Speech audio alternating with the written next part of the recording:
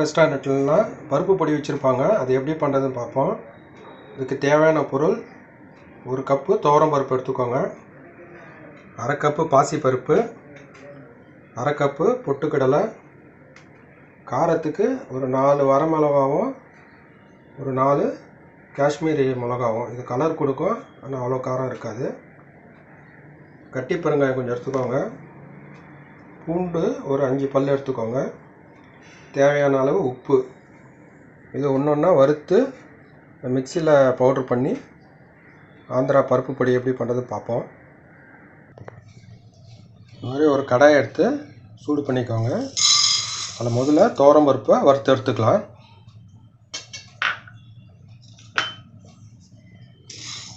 கொஞ்சம் மிதமான சூட்லேயே வருங்க, அப்போ தான் அது கருகி போகாமல் இருக்கும்.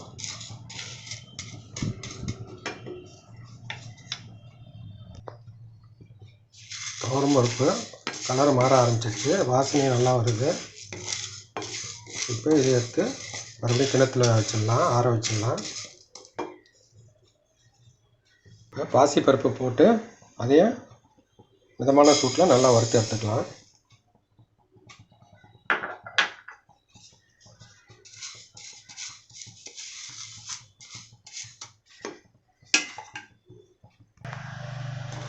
பாசிப்பருப்பும் ஓரளவுக்கு கலர் மாறிடுச்சு, நல்லா ரோஸ்ட் ஆகிடுச்சு.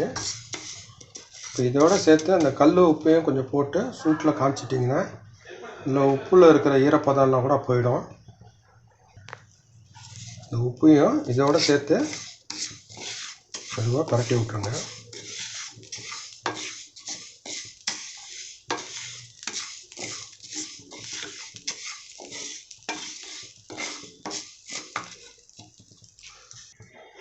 இப்போ இந்த பருப்பையும் நம்ம தட்டில் வச்சு ஆற வச்சிடலாம்.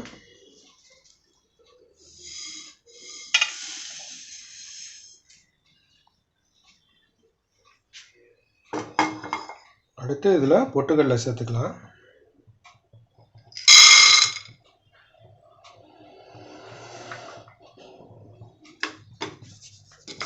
இது முழுசாக இருந்தாலும் சரி, உடைச்ச பொட்டுக்கடலையாக இருந்தாலும் பரவாயில்ல. 1 கப்பு துவரம் பருப்பு, 1/2 கப்பு பாசிப்பருப்பு, 1/2 கப்பு பொட்டுக்கடலை.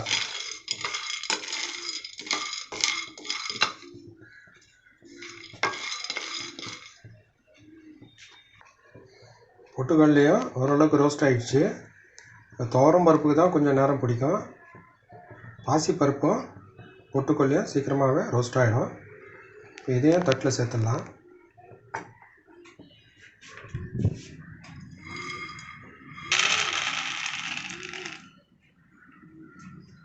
பெருங்காயத்தையும் வரமிளகாவை கொஞ்சம் வறுத்துடலாம்.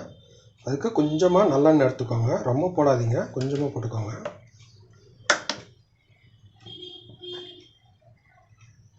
எண்ணெய் சூடாப்பின அப்புறம் இதில் பெருங்காயத்தை போட்டு பொரித்து எடுத்துடலாம். மிளகாவையும் கொஞ்சம் ரோஸ்ட் பண்ணிடலாம். பூண்டையும் இதில் வச்சு கொஞ்சம் சூடு பண்ணிடலாம். எண்ணெய் சூடான அப்புறமா அந்த பெருங்காயத்தை இந்த மாதிரி லேசாக பொரித்து எடுத்துக்கோங்க. கட்டி பெருங்காயம் சேருங்க, அதுதான் கொஞ்சம் வாசனையாக இருக்கும்.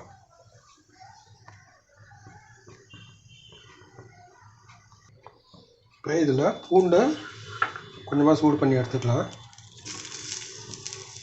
பூண்டை தட்டி போடுங்க.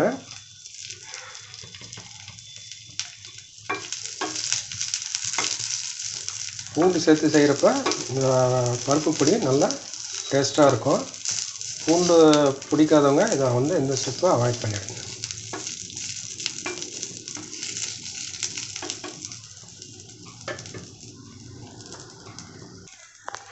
பூண்டும் நல்லா ரோஸ்ட் ஆகிடுச்சு. இந்த பூண்டில் இருக்கிற கொஞ்சம் ஈரப்பதத்தையும் எடுத்தாச்சு. இதையும் தட்டில் சேர்த்துக்கலாம்.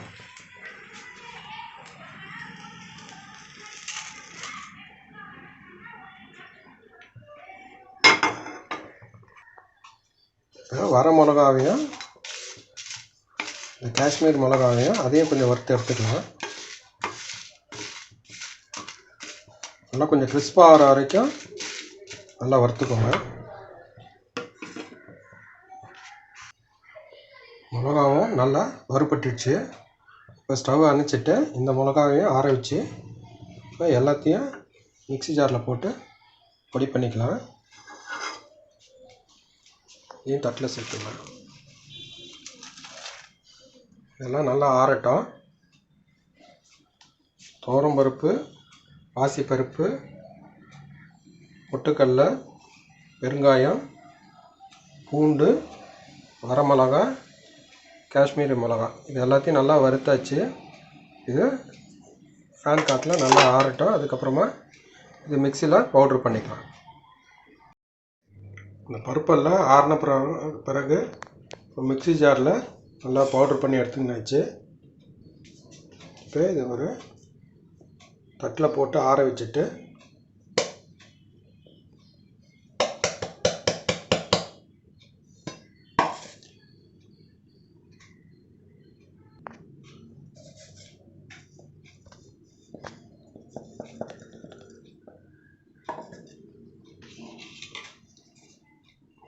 நல்லா பரப்பி விட்டுருங்க.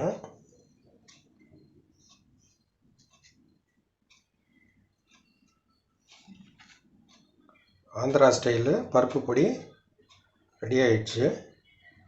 இது சாதத்தில் வந்து நெய்யோடையும் இல்லைன்னா நல்லெண்ணெயோட கலந்து சாப்பிட்டிங்கன்னா டேஸ்ட்டாக இருக்கும். இதுக்கு வந்து ஆவக்காய் ஊறுகாய் நல்லா காம்பினேஷன் இருக்கும். இது நீங்கள் வீட்டிலேயே பண்ணி ஸ்டோர் பண்ணிங்கன்னா ஒரு மாதம் வரைக்கும் கூட ஃப்ரெஷ்ஷாகவே இருக்கும், கெடாது.